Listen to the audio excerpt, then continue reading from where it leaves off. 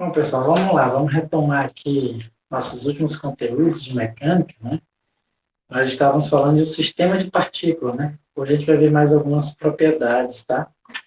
Hoje a gente vai entender, por exemplo, por que é fácil você se equilibrar numa bicicleta quando você está pedalando, né? Quando você está pedalando, você não cai, né? Mas quando você está parado aqui na bike, se você não ficar se equilibrando, você cai facilmente, tá? Aprender o porquê disso hoje.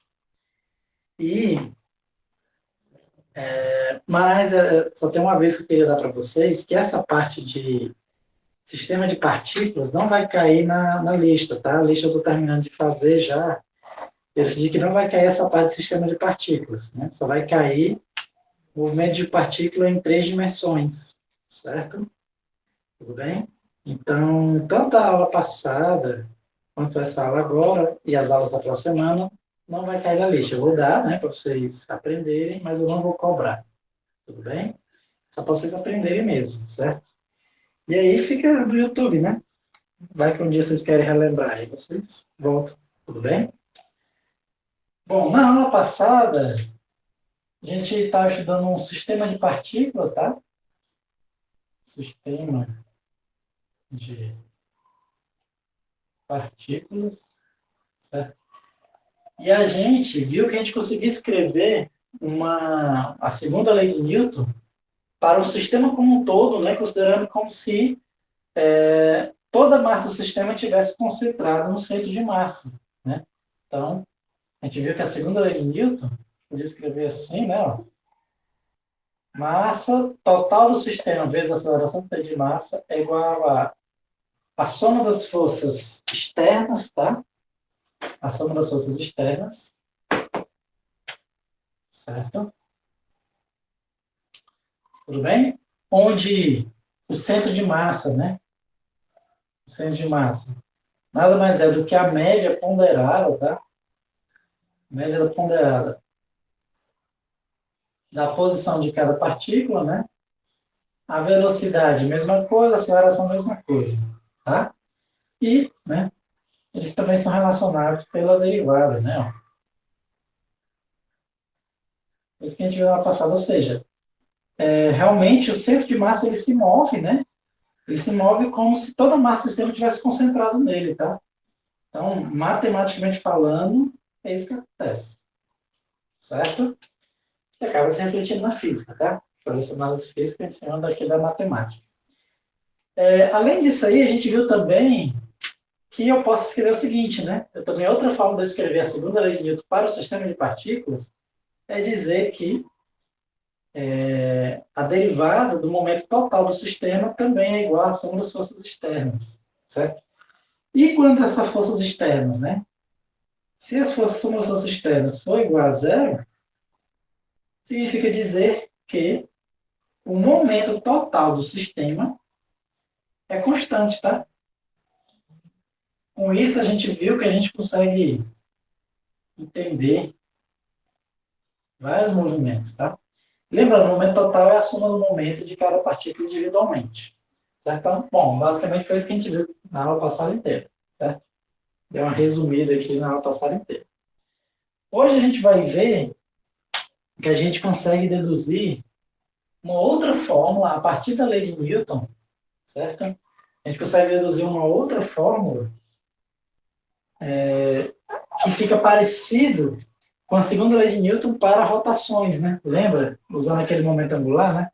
Que eu escrevi a lei de Newton em termos do momento angular. Tem como a gente fazer isso aqui também, achar uma equação parecida, certo? Só que em vez de ser um momento linear, é um momento angular total do meu sistema. E com isso, eu consigo concluir alguns comportamentos interessantes também, tá? Boa noite, Thaís. Estava só fazendo aqui uma revisãozinha da aula passada, tá? Vou começar agora o conteúdo novo, mas eu falei uma coisa importante na aula, que é o fato de que esse conteúdo, o sistema de partículas, eu não vou cobrar, tá? Tá muito em cima, né? Só tem mais uma semana e meia aí pra gente e eu vou passar a lista para vocês amanhã, certo? Então, como está muito em cima, esse conteúdo do sistema de partículas eu não vou cobrar. Vou dar para vocês, mas não vou cobrar, certo? Eu vou só cobrar a parte de partículas em 3 dimensões, 2 ou 3 dimensões, tá? Que foi o que eu terminei na semana passada, certo? Mas vamos lá, então vamos ver aqui como é que fica o momento angular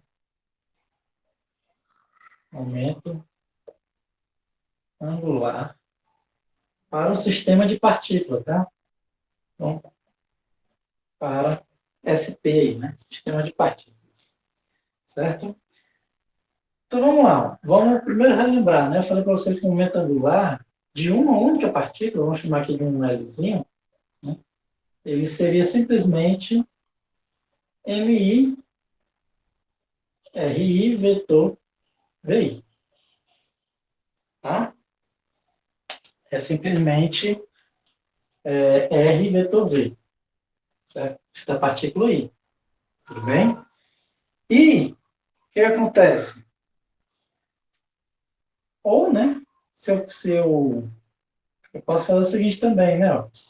Se eu colocar essa massa aqui, né, ó, eu posso escrever também que o momento angular, ele vai ser RI vetor MI vezes o VI é exatamente o momento da partícula I, tá? Certo? E aí fica o seguinte, agora vamos pegar a segunda lei de Newton para uma partícula individualmente, certo? Vamos usar aqui na forma de vetor, assim, certo?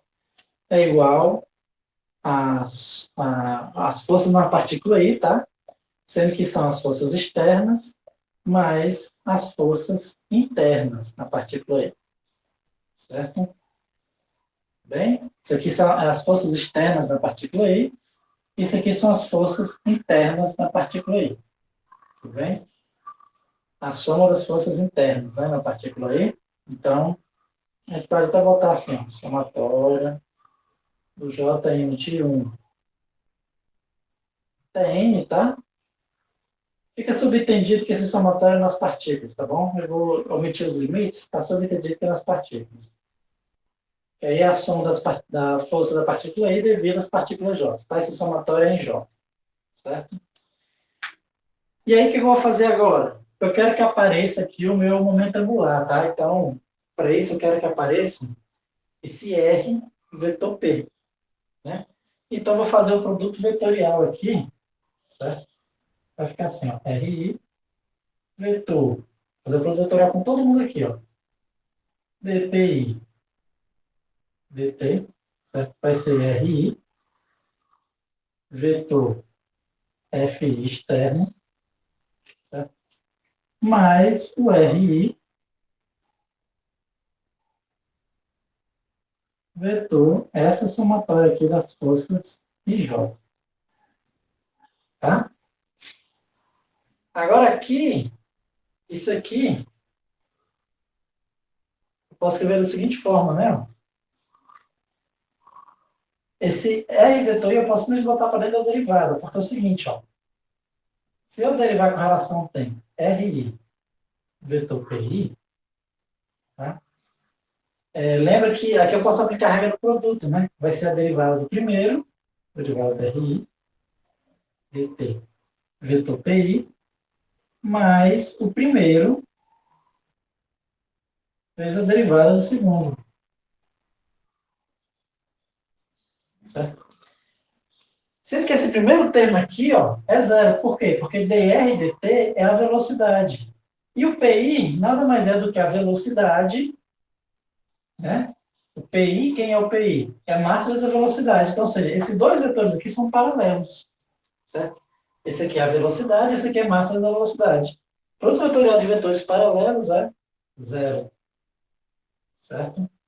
Então, ó, então, ou seja, por isso que eu falei que eu podia botar esse R para dentro, tá? Ó.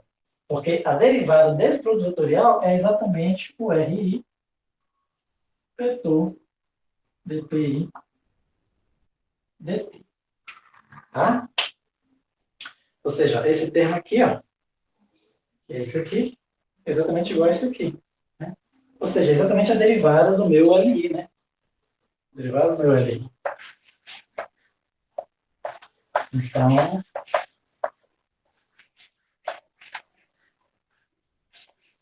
o que acontece? Isso aqui é exatamente o momento angular, né, da partícula I, certo?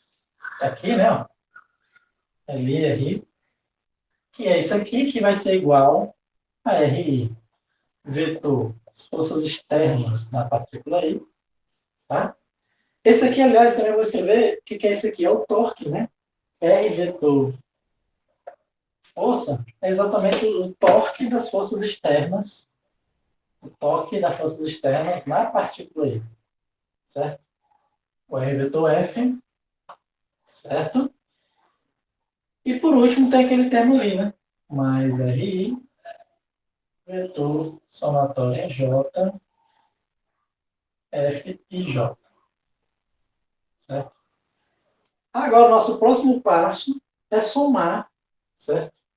Para todas as partículas, tá? Então, isso aqui é para a partícula 1, para a partícula 2, né? Eu estou aqui o I por 1, I por 2, olha aí. E tudo por 1 tem uma equação, e tudo por 2 tem outra, e tudo por 3 eu tenho outra. Então, ou seja, eu tenho N equações. Eu vou somar todo mundo. Então, o que vai dar? Né? Então, vai dar assim, ó, somatório em I das derivadas de I vai ser igual ao somatório dos torques externos em I, certo? Mais, aqui vai ficar um somatório em I e em J, tá? Que são dois somatórios. Eu vou escrever como se não fosse só um mesmo, tá? Mas eu vou colocar... mas aqui, quando a gente bota assim, ó, um índice, vírgula, outro índice, fica subdividido, são dois somatórios, tá? De RI, vetor FIJ, certo? Aqui vai ser a derivada da somação das derivadas, né? Ou seja, eu posso comutar que a derivada é possível de soma, né? Então vai ficar a somatória em I, LI, dt. Isso aqui eu vou chamar o torque externo total, certo? Torque externo total, a soma de todos os torques externos em cada partícula, certo? E esse outro termo aqui, vamos falar dele daqui a pouco, tá? Falar dele daqui a pouco. Vetor FJ. Certo? O que acontece? Beleza, então aqui ó, vai virar o momento total do meu sistema, certo? A somatória de cada momento individualmente, do momento anular individualmente, é o momento total do meu sistema, certo? Ou seja, nada mais é do que a somatória dos momentos individual, né, de cada partícula. Aqui é o torque total externo. E esse termo aqui, pessoal, é semelhante, né? Esse aqui é a soma de todos os torques internos, tá? Todos os torques devido às forças internas. Então, o que acontece? Igual como acontecia quando a gente deduziu, né, a equação do centro de massa, né, do movimento do centro de massa, certo? Esses torques internos todos vão se cancelar, tá? Mas diferente de lá, aqui tem que exigir uma coisa para que ele se cancele, né? Lá, o que acontece é que eu sempre tenho forças, pela terceira lei de Newton, essas forças internas sempre são uma contrária à outra, certo? Então, quando eu somo, uma cancela a outra, sempre, tá? Aqui, eu ainda vou ter essas forças também, certo? Uma sempre contrária à outra, só que agora eu não estou somando as forças, eu estou somando os torques, tá? E aí, para esses torques se cancelar, ele tem que exigir ele tem que ter uma seguinte exigência. Não basta que essas forças sejam uma contrária à outra. Elas também têm que sempre apontar na mesma direção. Tudo bem? Então, para essa equação aqui que a gente está deduzindo, a gente diz que tem que ser válido a terceira lei de Newton na forma forte. Tá?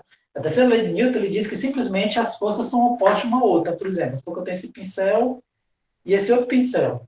A terceira lei de Newton não obriga, na forma fraca, que a força aponte uma na direção do outro. Tá? Não necessariamente a força aponta uma na direção do outro. Podia apontar em qualquer direção, desde que seja uma oposta à outra. Tá? Mas, para que essa equação aqui seja verdade, a equação do momento angular, Não basta que elas têm que ser opostas, mas além de ser opostas, tem que apontar na mesma direção, porque aí o torque vira o mesmo, tá?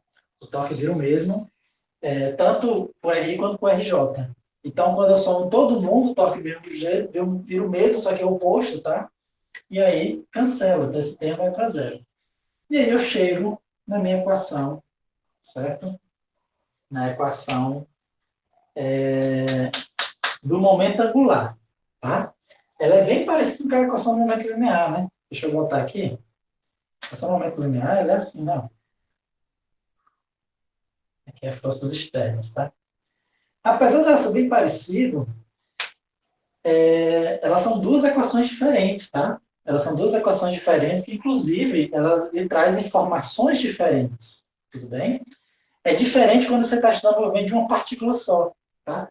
Quando você está estudando o movimento de uma partícula só, a lei de Newton escrita em termos de momento linear, em termos de momento angular, é a mesma equação, certo? Ela é a mesma equação. Se você resolver uma, está resolvendo a outra ao mesmo tempo.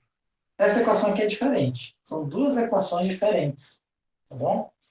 É tanto que, quando você vai estudar corpo rígido, tá? O que é um corpo rígido? É um sistema de partículas, só que as partículas elas não podem se mexer uma em relação à outra. Isso é um corpo rígido, né? Então, é um sistema de partículas, formado por várias partículas. Então, por exemplo, esse apagador é um sistema de partículas. Ele é formado por várias partículazinhas, tá? Ele é formado por várias partículazinhas, né? Sendo que elas não se mexem em relação à outra, ou seja, eu não consigo esticar, né? Ou seja, a distância dessa partícula que está bem aqui, assim, a que está aqui, é a mesma, sempre. Eu posso mexer ele o que eu quiser, posso rodar, a distância daqui para cá é a mesma. Então, quando um sistema de partículas elas estão fixas em relação a outra, você tem o que a gente chama de um corpo rígido, né? E para você estudar o movimento de um corpo rígido, você tem que resolver exatamente essas duas equações, tá? É diferente de uma partícula só. Quando é só uma partícula, você resolve uma ou outra. Num corpo rígido, você resolve as duas e você consegue descrever o movimento de um corpo rígido, certo? Essa equação aqui, pessoal, ela tem um resultado bem interessante, tá? Essa equação, ela me diz o seguinte, que um sistema de partículas, certo? Que tem um certo momento angular, ele passa a criar uma certa inércia, tá? Uma inércia de rotação. Ou seja, se o corpo está rodando, ele tende a continuar rodando. Tá? Ou seja, é como se eu criasse uma segunda lei de Newton, certo? Eu tenho como se fosse agora para um sistema de partículas, eu tenho duas leis de Newton. Uma que vai ter a inércia da translação e uma que vai ter a inércia da rotação. Tá bom? E aí, o que isso significa dizer? Né? Não sei se você já ouviu falar que todo giroscópio, né, ele gera uma estabilidade, certo? Por exemplo, né, não sei se você já, isso não é tão comum no Brasil, tá? Mas, por exemplo, nos Estados Unidos, a bola de futebol americano, não sei se vocês sabem, ela é assim, tá? É um negócio assim, não? Ela é redonda, ela tem esse formato oval, né? Se tu jogar essa bola aqui, o bicho vai voar todo doido, tá? Ela vai pular toda doida, certo? Como é que o pessoal costuma jogar essa bola? Ele joga com a rotação, certo? Ele joga tendo uma rotação aqui.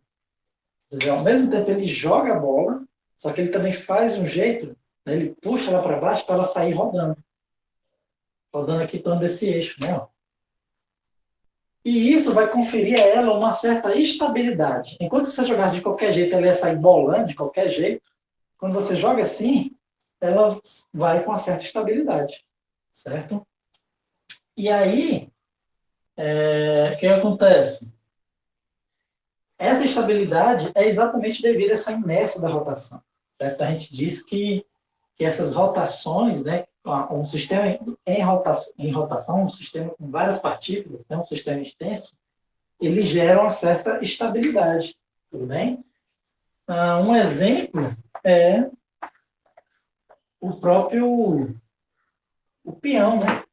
Um peão, por exemplo, se alguém já soltou o peão aí, certo? O que acontece? Um peão, né? Cientificamente falando, a gente chama de giroscópio, tá? Mas é a mesma coisa. Peão, giroscópio. É simplesmente uma coisa que você bota para rodar, certo? Então vamos supor que você está botando aqui o peão para rodar em um suportezinho aqui, certo? Em um suporte. Então esse meu peão, ele está rodando em torno desse eixo, certo? Então ele está rodando aqui em torno desse eixo. Tudo bem? Se eu for calcular o momento angular dele, tá? O momento angular dele, o momento angular de todo esse meu sistema aqui no meu peão, ele vai dar exatamente nessa direção aqui, certo? Na direção de rotação, né? Lembra que eu falei para vocês, né? Quando a partícula está rodando, ela sempre gera um momento angular perpendicular à direção de rotação, né? Quando todas as partículas estão rodando aqui, ó, quando eu vou calcular o momento angular, né, que é exatamente o quê? R vetor V. Todas as partículas têm o R vetor V nesse plano, né? No plano aqui, que é transversal ao meu peão. Então, o momento angular, a soma de todo mundo, dá aqui, certo? No mesmo eixo de rotação desse peão, né?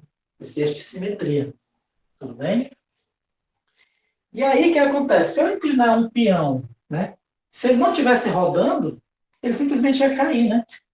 Está agindo aqui a força-peso, ele simplesmente iria cair, né? Se esse peão não estivesse rodando, né? Eu pego um peão, inclino ele, ele vai cair, certo? Ele vai cair. Mas se ele estiver rodando, o que, que vai acontecer? Né? E aí daí onde a gente diz que essas rotações geram estabilidade, né? O que, que vai acontecer? O que vai acontecer é o seguinte, né? Isso é um momento angular em relação a esse ponto aqui, né? A esse ponto, vamos chamar de origem, certo? Então, o que, que vai acontecer?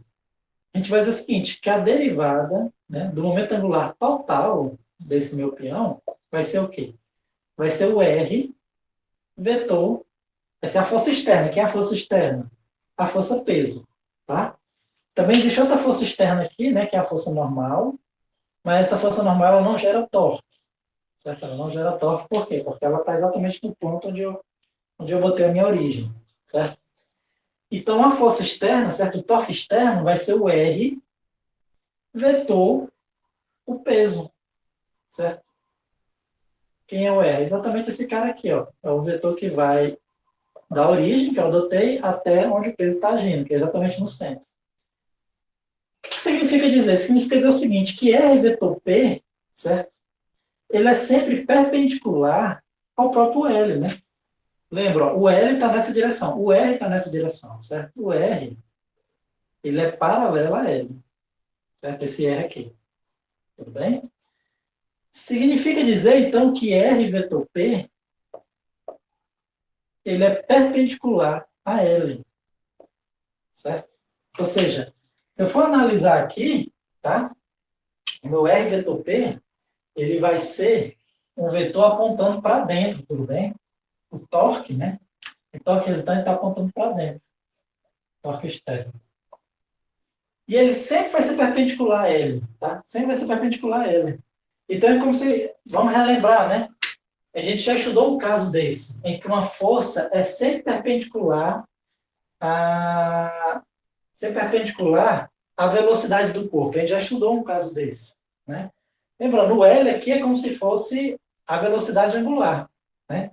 Então, a força, o torque, né? Ele é sempre perpendicular a essa velocidade angular. O que que isso gera? É como se fosse exatamente no caso do campo magnético. Ele vai gerar uma rotação. Então, esse meu peão, ele começa a rodar, tá? Ele começa a fazer um movimento de rotação. Então, se o peão estiver parado, você inclinar ele, ele simplesmente cai.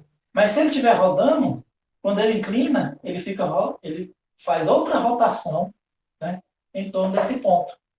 Por quê? Porque o torque que ele gera é sempre perpendicular ao momento angular. Então, gera esse movimento de rotação. Tudo bem?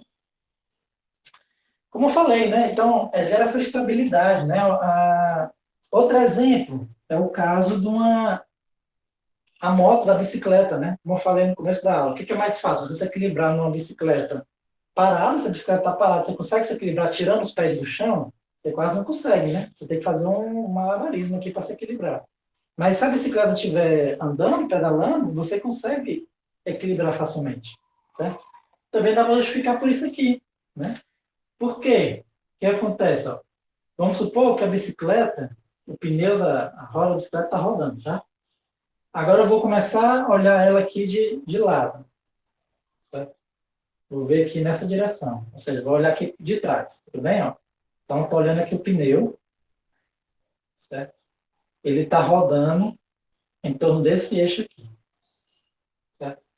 Vamos supor que eu incline esse meu pneu, certo? Sim, lembrando, se ele está rodando em torno desse eixo, então o momento angular é assim, né? Vamos supor que eu incline o pneu, ó. Inclinei aqui o pneu, certo? Então, a rotação, como é que ela está? O momento angular ele fica assim, né? E a rotação fica assim, certo? Ou seja, eu inclino o pneu, né? Eu boto o meu peso aqui para o lado e aí o sistema ele cria para um lado. Como é que vai ser a força-peso, né? Então vamos ver, ó. A força-peso, ela está assim, certo? E o R, né? Vai estar assim. Então, novamente, a gente tem aquela história, né? O R vetor P, certo? O R vetor P, ele vai estar como, né? Ele também vai estar o R e L, certo? R e L e P agora estão no mesmo plano, certo? Porque o L, o pneu está rodando assim, tá? O L está assim. O R, ele ele está aqui, né? Ele vai do ponto onde o pneu está encostando no chão até o centro da roda e o P está para baixo. Os três aqui estão no mesmo plano. Eles sempre vão estar no mesmo plano, tá? O que significa dizer que né, o torque externo, ele também sempre vai estar perpendicular ao L, certo? Ou seja, aqui também eu gero um movimento de rotação, né? Então, quando eu estou pedalando na roda, quando eu inclino a bicicleta, o que a bicicleta faz? Ela faz uma rotação, né? Ela gera aqui uma rotação, tudo bem? Gera uma rotação por causa do torque, né? E ela não cai, né? A bicicleta não cai. Por quê? Porque por causa exatamente dessa estabilidade que o momento angular tem. Então, se você inclinar, a bicicleta não vai cair. Ela simplesmente vai começar a fazer a curva. Aí você pode voltar, né? E fazer a curva para o outro lado, enfim, você consegue se equilibrar melhor, tá? Você consegue equilibrar melhor. Até porque, devido às rodas serem muito grandes, tá? A gente diz que a inércia aumenta, né? Se fosse uma roda bem pequenininha, era mais difícil de você se equilibrar mesmo com muita velocidade. Quer dizer, mesmo numa bicicleta normal, né? Se as rodas fossem bem pequenininhas, você ia ver que ia ser difícil equilibrar. Mas como as rodas são muito grandes, isso aumenta a inércia de rotação, tá? Tudo bem? Não vou entrar em muitos detalhes do porquê que aumenta a inércia de rotação, tá? Mas existe, né? Esse fator. Tudo bem? Então, como eu falei, né, uma das equações que a gente usa para poder descrever o movimento do sistema de partículas, tá? São essas duas equações aqui que eu te escrevi, né? Que, na realidade, né, são bem difíceis de resolver, né? Quando você considera um corpo extenso no movimento geral, tá? Essa equação aqui é bem difícil de resolver, né? Você tem que usar tensores, né? É um negócio bem mais complicado, tá? A gente não vai chegar a estudar aqui. A gente poderia estudar o caso mais simples, que é uma rotação em torno de um eixo. A rotação em torno do eixo é bem mais simples e daria até para a gente resolver. Não vai dar tempo aqui para a gente resolver, tá? Mas é bem mais simples. Agora, se fosse você considerar que ele pode rodar em torno de qualquer eixo, né? Aí esse sim é um problema bem mais complicado. Você teria que usar tensores. Tudo bem? Bom, então, tendo visto a lei de Newton, tá? As leis de Newton, né, para o sistema de partículas, que é essa outra. Agora vamos ver como é que fica a energia, né, as equações da energia. Será que ainda existe conservação de energia para um sistema de partículas, tá? Vamos ver agora, né? Certo? E o fato é que sim, né? Certo?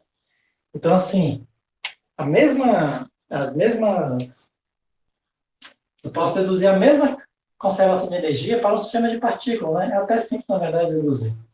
Então, eu posso partir aqui da segunda lei de Newton, né, de cada partícula, tá? Então, a aceleração I é a somatória das forças que estão agindo na partícula I. Tudo bem? Essas forças aqui pode até incluir as forças externas ou internas, certo? Mas agora eu vou pressupor que existe uma energia potencial, tá? Existe uma energia potencial, eu posso escrever ela como sendo, igual como a gente viu para uma partícula, tá?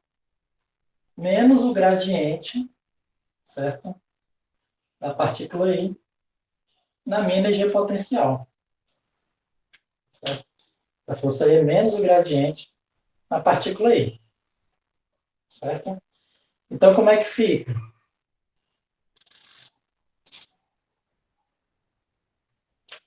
Então, fica o seguinte, ó. Ah,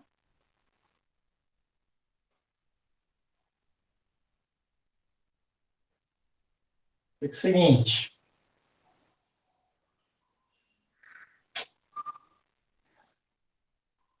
Deixa eu facilitar aqui para a gente diminuir a notação, tá? Não vou fazer vetorial não, certo? Vou fazer na componente por componente, certo? Então, vamos fazer o seguinte. Vamos dizer que a componente J da partícula I, certo? É igual à componente J da soma das forças da partícula I, certo? Essa componente J eu posso obter a partir da derivada em relação a ondas componentes, certo? Desse XJ, ele é assim, o X1 é o próprio X, X2 é o Y, X3 é o Z, tá? Só para a gente usar aqui uma notação, certo? E fica o seguinte, então eu posso escrever essa minha equação dessa forma aqui, né? Ó. Então, massa da partícula I, a aceleração é a derivada da velocidade, tá? A derivada da velocidade. Então, vai ser I e J, né? Com relação ao tempo, vai ser igual a menos o potencial com relação a derivada do potencial com relação a essa coordenada J. Agora eu vou multiplicar pela essa velocidade, certo? Então, MI, V e J nos dois lados, certo? Derivada V e J com relação ao tempo, vai ser igual a menos a velocidade IJ vezes o potencial com relação à variável J. Derivada, tá? Isso aqui, ó, isso aqui, a velocidade, né? Isso aqui é a velocidade, certo? Só cuidado para não confundir. Isso aqui é o potencial, isso aqui é a velocidade. A velocidade eu posso escrever como sendo a derivada da posição, né? I, J, com relação ao tempo. Tá? Isso aqui é a equação de uma componente para uma partícula, né?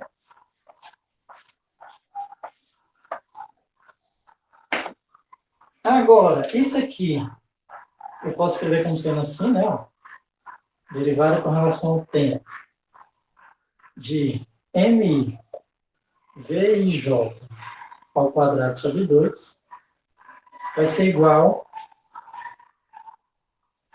a menos a derivada de V em relação a XJ vezes a derivada XIJ em relação ao tempo. É a velocidade, né? Tudo bem? Foi o que eu fiz aqui, ó.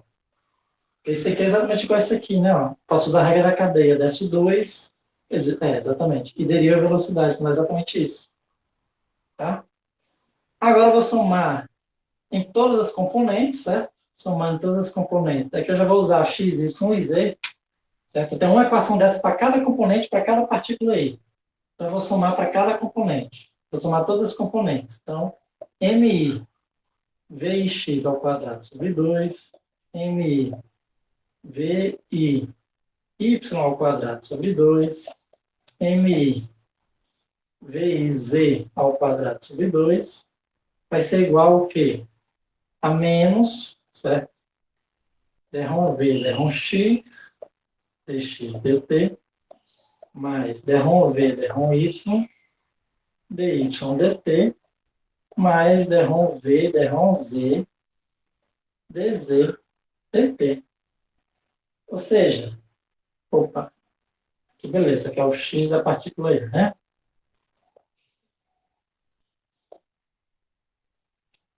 Tudo bem? Isso aqui nada mais é do que a massa vezes a velocidade, o módulo da velocidade ao quadrado da partícula aí, tá? Mas aqui também, além de eu somar nas componentes, eu vou somar em todas as partículas também, tá? Eu tenho que somar todas as partículas. E somando aqui todas as partículas, tanto aqui quanto aqui, eu posso dizer o seguinte. Eu posso dizer que isso aqui vai virar a derivada da energia cinética total do meu sistema, tá? Que é a energia cinética total do meu sistema? É a soma de todas as energias cinéticas do meu sistema, certo? E esse lado de cá vai virar, né? Isso aqui, vocês lembram que é a regra da cadeia, tá? Esse meu potencial, ele depende de todos os x, y, e z, i, certo? E quando você deriva o potencial com relação ao tempo, né? Você deriva com relação a essas variáveis e depois essas variáveis em relação ao tempo. Então, isso aqui é o que a gente chama de derivada total do v com relação ao tempo, né? Então, eu passo para o lado de cá e aí a gente chega, né? Ó, que t mais v, a derivada de t mais v é igual a zero. Ou seja, é aquela mesma equação que a gente tinha achado para a conservação da energia de uma partícula é válida aqui para um sistema de partículas, tá? Certo? Se a derivada de t mais v, né, cinética mais potencial, é igual a zero, é porque a cinética mais o potencial é igual a uma constante, tá? Lembrando que onde t é a somatória de todas as energias cinéticas de cada partícula, né? Então, mi vx ao quadrado sobre 2, mais até a z, né? Certo? Todas as energias cinéticas da partícula. E o potencial, né? Ele é uma função de todas as variáveis, certo? Do x1, do y1 e do z1, certo? Do x2, y2 é 2. E assim até o xn, yn, zn, tá? E a condição, né, que existe essa energia potencial é que a força, né, que atua em cada partícula, certo? Tem que ser obtida como sendo, certo? A derivada desse potencial, né? Falando em termos de vetor, menos o gradiente em relação às componentes dessa partícula aí, desse potencial, tá? Então, se existir uma energia, se existir esse potencial, você pode usar o teorema, né, da conservação de energia, certo? Que é energia cinética, certo? Se por acaso não existir esse potencial, né, ou seja, se tiver forças que não envolvem esse potencial, você pode dizer o seguinte, você pode dizer que essa derivada, né, lembrando que cinética mais potencial a gente chama de energia mecânica, tá? Uma das duas. Se por acaso houver alguma força que você não consegue escrever em termos de potencial, essa equação ainda fica sendo verdade, tá? Só que bem aqui assim, você tem que colocar o somatório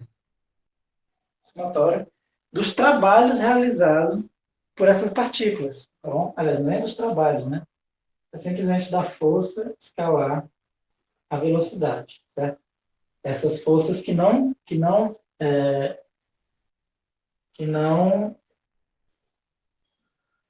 tiver alguma força que não pode ser escrito como potencial, tá? Você tem que fazer, você pode incluir, né? De tal forma que a taxa de variação da energia, certo? Seria exatamente a somatória das forças escalar a velocidade, tá? A taxa de variação da energia, né, isso aqui a gente chama até de potência, tudo bem? É a potência, né? É a taxa de variação da energia com o tempo, certo? Inclusive, que a gente usa muito na eletricidade, né? Ou seja, Se a energia tiver, se a energia for variar de forma uniforme, certo? A potência ela é simplesmente a variação da energia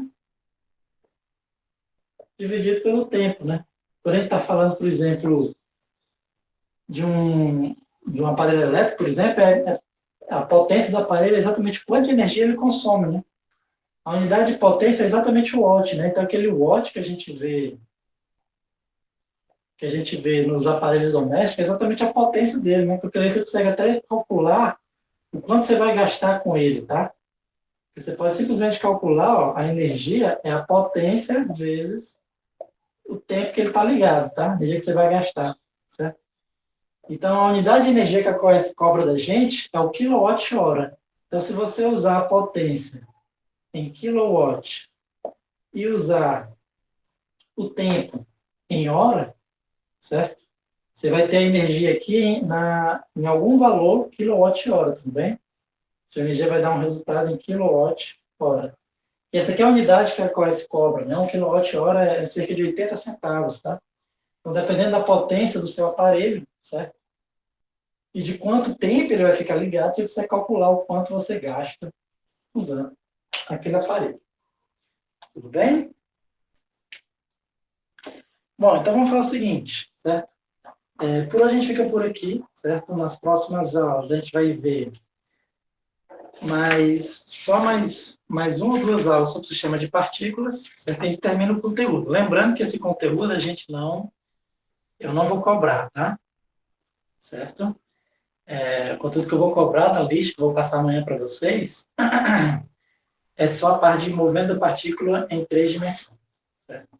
Professor, Pode o perguntar. senhor vai dar uma semana para a gente fazer essa lista? Sim. Eu vou passar amanhã e aí eu vou pedir a data de entrega, provavelmente para o dia 12, tá? Que é o domingo. O semestre acaba quando mesmo, hein? Como é? O semestre acaba quando?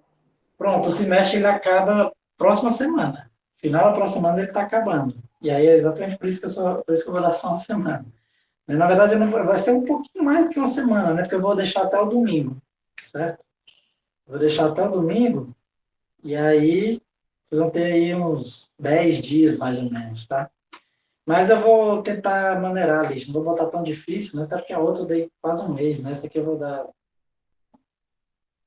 um terço do que eu dei antes, né? Então, eu vou fazer também um terço mais fácil, tá?